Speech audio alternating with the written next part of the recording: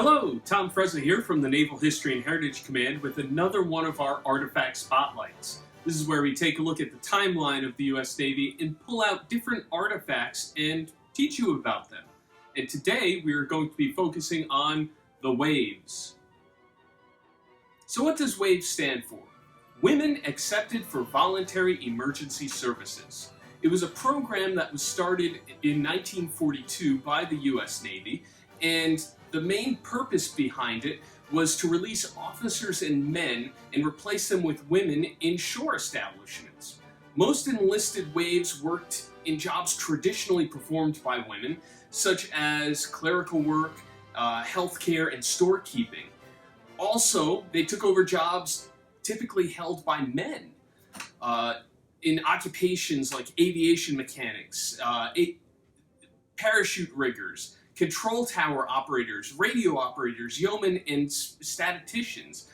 And the WAVES uniform actually kind of has a cool backstory by itself.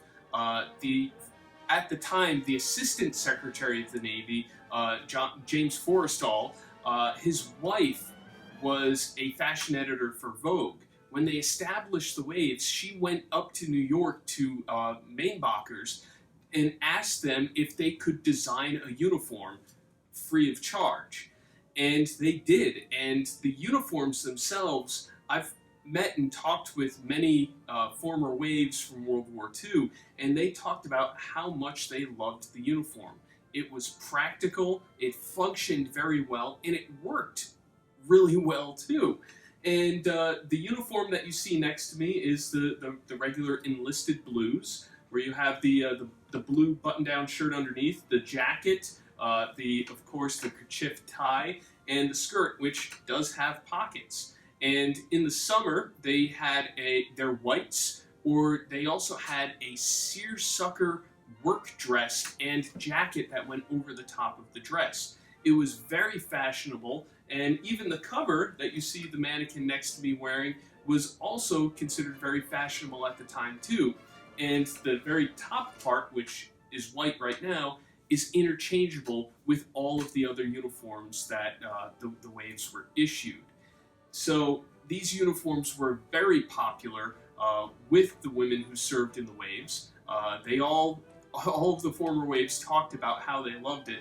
And after the war, when they got out of the service, many of them got a book that explained how they could turn their uniforms into regular civilian clothing.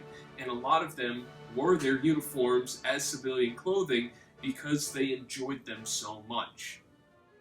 Now, the WAVES were around until 1948, when the Women's Armed Services Integration Act was passed by Congress. This meant that you didn't need a specialized branch like the WAVES. Women could just enlist into the military and serve. And it took women serving in the WAVES, serving in the WAC, serving in the Yeoman Fs in World War I that really opened the door for women serving in the military today.